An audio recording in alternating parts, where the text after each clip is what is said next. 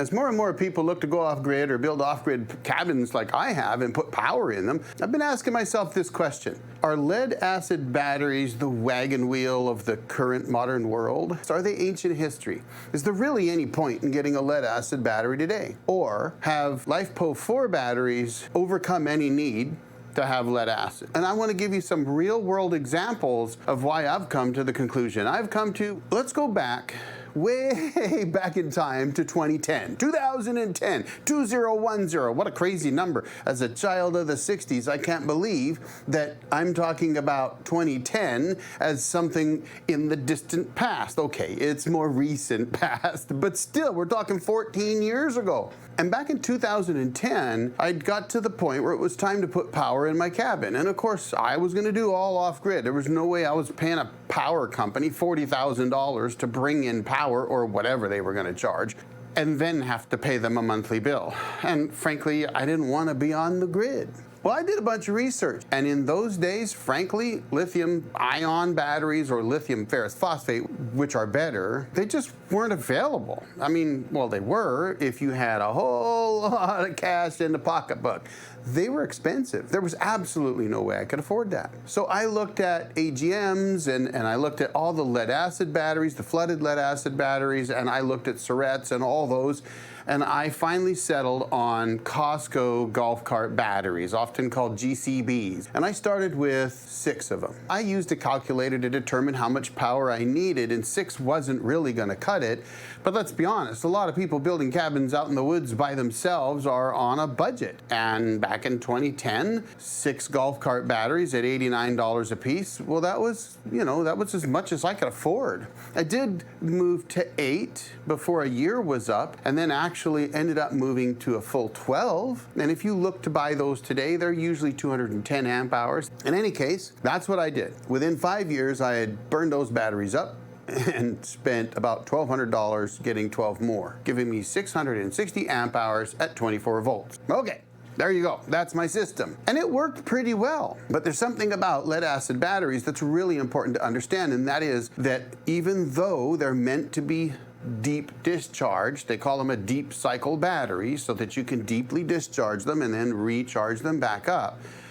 If you do that at 50%, which is what they're rated at, you only get 200 to 300 cycles. Now that might come as a shock to some of you looking at LiFePo4 batteries today, but that's it, 200 to 300 cycles. You were looking at, honestly, about a 3 to 5 year lifespan on those batteries, because nobody's gonna run them to 50% every day, theoretically, because if you did, well, then you're talking 200 days. Nobody's gonna do that, right? We don't. We know better. You don't wanna discharge them more than about 25%, and I always shot for even less, 10 to 20%. And the reason for that is, like all batteries, including LiFePo4s, the lower the amount of discharge that you use to a point, the longer the life of the battery. If you have a 200 to 300 life cycle lead acid battery, but you only discharge it, say, 20%, you can get 8 to 10 years out of one of those batteries by not abusing it, essentially. Now that, you could change abusing for using, but you do use it.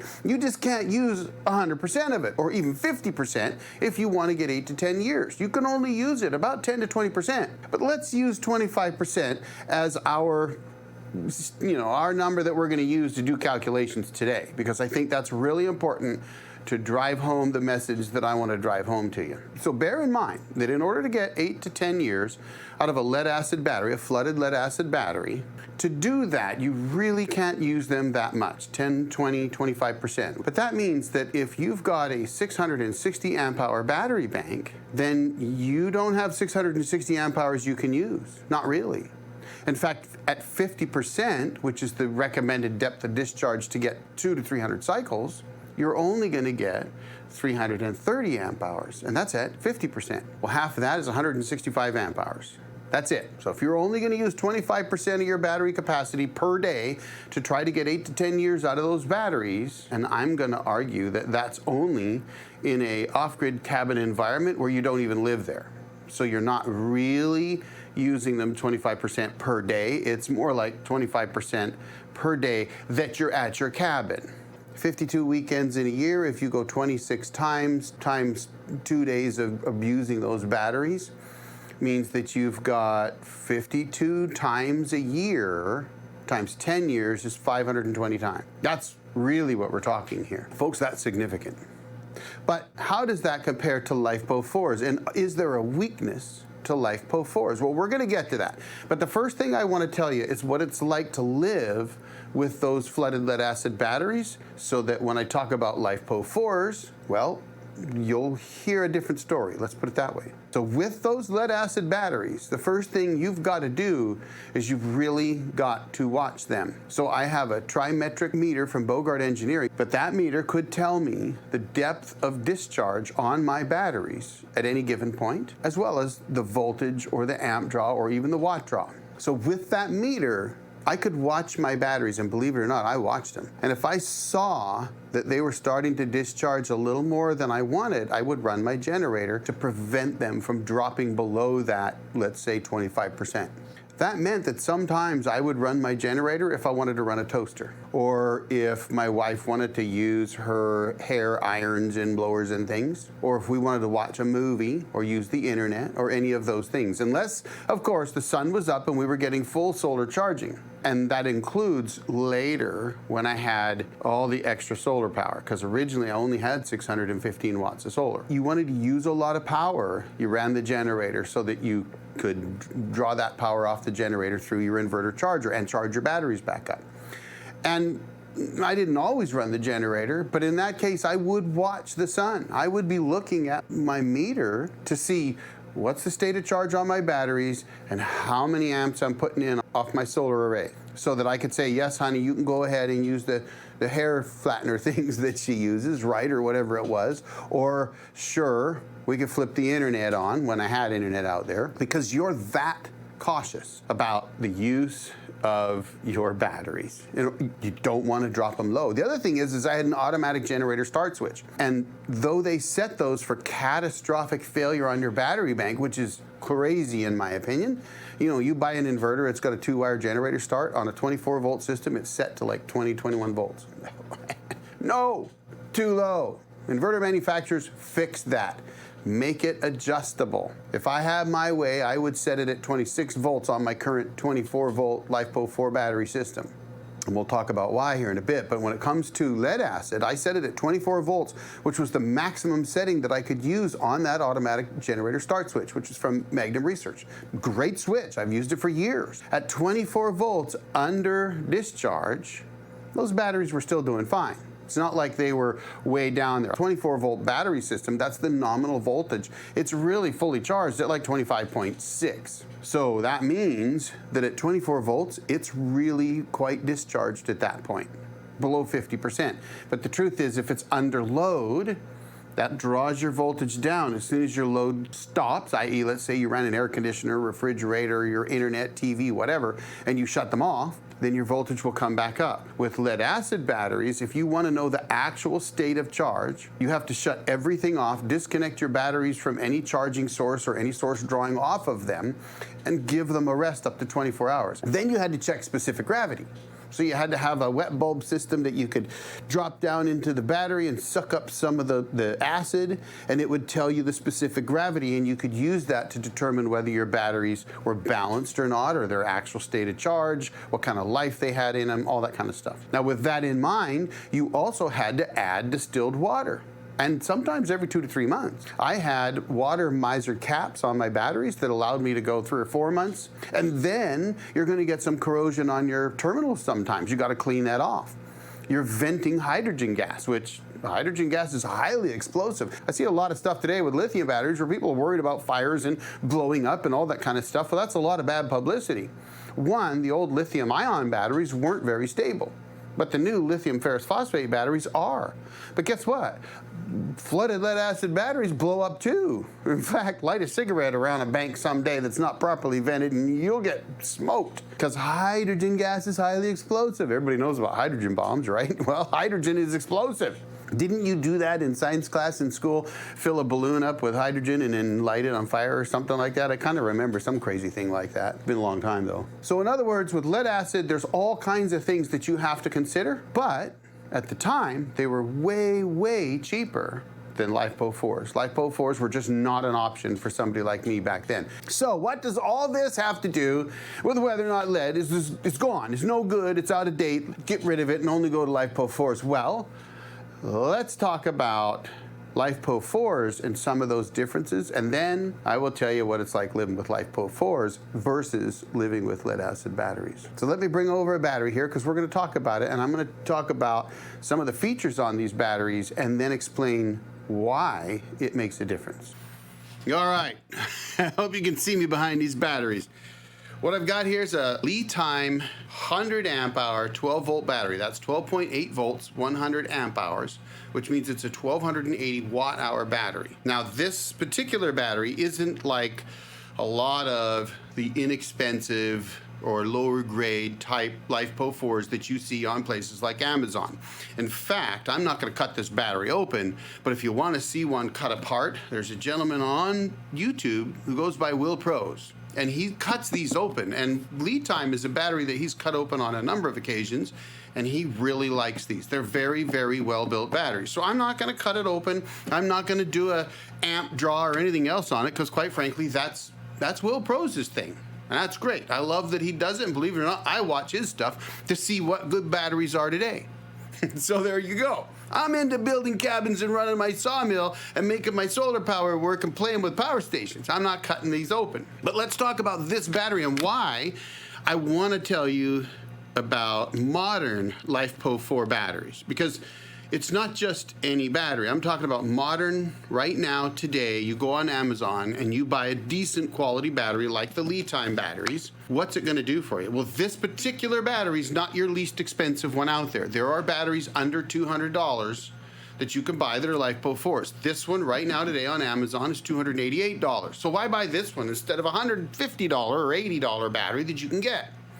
Well, this battery, and I think it's important really for this, before you take off thinking, wait a minute, there's a commercial on Lead Time. It's not. Let's talk about why I'm showing you this battery. Because those 6-volt golf cart batteries were very, very limited. You really had to be careful what you tried to draw off of them and how much you used of them. But modern LiFePo4 batteries, especially this one here, they're a little different. For one thing, this battery has a 200 amp BMS. Now, what's a BMS? Well, BMS is a battery management system. That's something lead acid batteries don't have. Well, the battery management system will actually prevent this battery from drawing more than 200 amps. So if you try to draw that much power, 2,560 watts out of this battery, you can. But if you try to draw 3,000 watts, the battery management system will shut it off and stop that from happening to protect the battery. Well, you don't get that with lead acid. You can absolutely drain a lead acid battery into damage and do it quickly. But these are protected, and I've seen the tests on them from independent guys like Will Pros. They actually work. They also have weather protection, and by weather I mean cold and hot. So below 32 degrees, this prevents you from charging it to protect the cells. And I think it's above 140, 150, somewhere around there. It also protects them. So you've got protection against how much you can draw off the battery, as well as, by the way, how much you can push into the battery. The battery management system will protect itself. You've got hot and cold weather protection. Again, this battery, 200 amps. Most of your LiFePo4 100 amp hour batteries today have 100 amp BMS. 100 amps versus 200 amp, twice the BMS. The battery management system on here also protects you from over discharge. It will stop itself from being completely drained to the point of damage. Though they are rated at 100% depth of discharge for their cycle life, the BMS is going to prevent that from being a total 100% in theory. It will have just enough power left for the BMS to continue to run, right? It's going to need some power. So it will save a little bit. Now, a stationary LiFePo4 battery like this one only loses about 3% of its capacity over a given period of time. I want to say that's about 6 months. Whereas a lead acid battery in the same state, unused, etc., is about 15%. Now let's talk about life cycles. So those flooded lead acid batteries had a 200 to 300 life cycle at 50%. If you really, really took care of them, you could get over 500 cycles out of them. That's pretty good. 8 to 10 years at a cabin environment. Well, guess what? These guys here, typically have over 4,000. LiFePo4 batteries with grade A cells have between 4,000 and 5,000 cycles at 100% depth of discharge. Folks, that's over 10 years. You're talking 11 plus years if you did it to them every single day. Compare that to only 500 plus if you didn't discharge them more than 25%. That's kind of incredible. Now, you might say, but $288 versus about $100 today, right? But this is a 12-volt, 100 amp hour battery. So for two of these, $576, you get 100 amp hours. Well, to get 24 volts, you need 4 of the golf cart batteries, which is 210 amp hours today, $400, so it's cheaper. So you got 210 amp hours of golf cart batteries, but they're rated at only 50%. So that means you really have 105 amp hours. And we haven't even got into a bigger system. Let's look at mine. I've got 360 amp hours at 24 volts. That's 9,200 watt hours. To get that same amount, I'm going to need a minimum of 16 lead acid batteries, because 16 lead acid batteries is going to give me enough power that if I only discharge about 25%, I'll have around the same. So if we think about it, 16 to get 24 volts, that gives you 4 batteries in series and 4 sets of series in parallel for 16 batteries. That's 24 volts. That's 210 amp hours times 4, so that's 840 amp hours. So with 16 lead acid batteries, I'd have 840 amp hours, and I could use 210 of those if I wanted to make them last me about 10 years. That's 210 amp hours per time that I drain them. Well, 2 of these gives me 24 volts at 100 amp hours, and I could use all of them. But if I only want to discharge these 50%, then 4 of them, so now you're talking less than $1,200 versus $1,600, and I can drain these. That's 4, wait, so 4 of these, that's 200 amp hours at 24 volts. I could drain them 100 amp hours without even batting an eye. But the truth is, I could drain them all the way and still get way more life. So 2 of these batteries are better than 4 times that amount in lead acid batteries. But there's a problem with these batteries. So what's the issue? Well, the issue is that lead acid batteries can operate just fine even down to 40 below. At 40 below, you start thinking about getting them warmed up a little bit so you have more capacity, because you lose capacity. At 0 degrees, in fact, you're only about 50% of total capacity. Well, guess what? LiFePo4s, you can't even charge them until they're above 32 degrees. The battery management system will protect them. They'll allow them to discharge down to -4, but you can't charge them back up, and you could end up damaging them. That's a bit of an issue. So the trade-offs are LiFePo4 is way more capacity, and the amount that you can draw off of one of these, 200 amp BMSs. With all the protections they have, you can draw a considerable amount of power off of these at one time. It's amazing. And you can drain them 100% up to 4 to 5,000 times, and they won't be damaged. Of course, at 4 to 5,000 times, which is forever, they'll be down about 80% capacity versus lead acid 200 to 300 to that 80%. But you got to keep these warm, and you really don't have to with lead acid batteries. My son lives way up north, way up north, near the Alaskan border almost. And he can get 40 below all the time, but his car battery still starts his truck. These, ain't gonna work, they'll be damaged. I had to race out to my cabin to protect my LiFePo4s when it was 30 below. So that is an issue, but guess what? It's not that hard to keep them warm these days. In fact, the cost to keep them warm is still going to be less than your lead acid batteries. But let's talk about living with these and the differences. I mentioned that if I wanted to run a toaster or a microwave or watch a movie or anything else, I would run my generator to protect my batteries. I needed them to live. So what about today? 360 amp hours of LiFePo4 batteries in a heated room to protect them year-round. What's it like living with those? Well, my wife wanted to watch a movie last Saturday night. So I didn't want to go fire up the generator. And by the way, I'd been running a 300 watt, 120 volt heater in my composter and the 120 volt fan all day without the generator running, with just using solar. I got 2,400 watts of solar, so not a big deal. I'd also been charging up my batteries for my drills, running power tools, generally living. using a lot of power. I didn't want to go start the generator. And I decided, what the heck? I looked at the voltage on the batteries because I can check it through both my one of my charge controllers as well as my inverter. And they were running about 26.6, which is under load, so they're probably sitting about 90%. Now, I know that 26.6 is 80%, but that's at rest, folks, not under discharge. Because under discharge, it's going to draw your voltage down a little bit. You can't just look at your voltage. You have to understand that if it's under discharge, it's going to rise if you stop discharging. So they're sitting about 90%, and I thought, oh, to heck with it. They're LiFePo4, so let's watch a movie. So we watched the movie. And it was a couple hours. We watched Code Talkers. Great movie. Love that movie.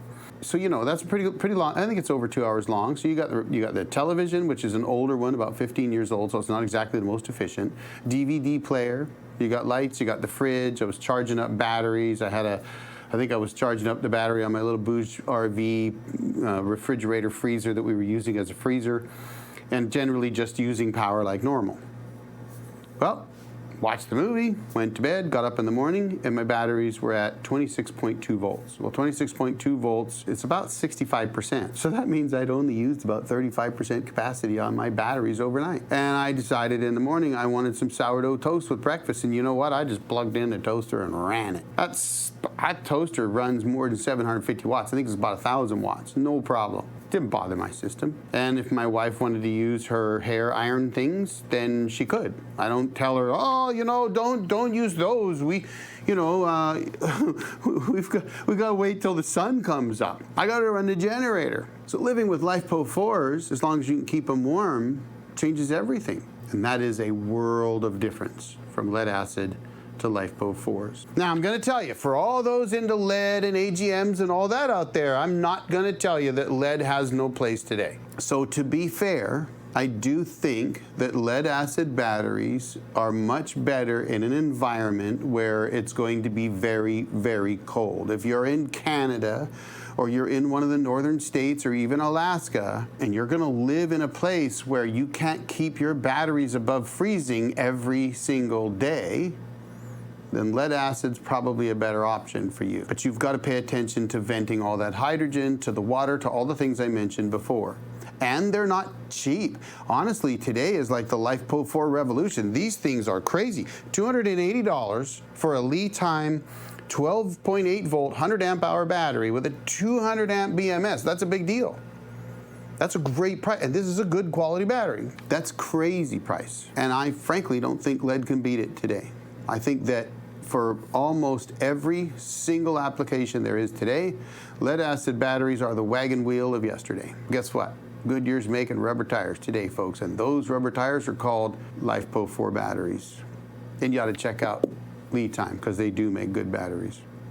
Well, folks, I hope that helps somebody make a decision about what to get, because I'll tell you what, if I was doing it all over again today, I wouldn't even look at lead. I would put in batteries like these right here. I wouldn't even need that many of them. Anyway, folks, that's all I've got for you today. I'm gonna drop another video right here for you to check out, and let me know your thoughts, folks. Do you think I'm crazy, or is it time to switch to LiFePo4s? I'd like to thank Lead Time for sponsoring this video with a couple of batteries. Thank you very much, Lead Time, for that. I do appreciate it, and I will put them to good use.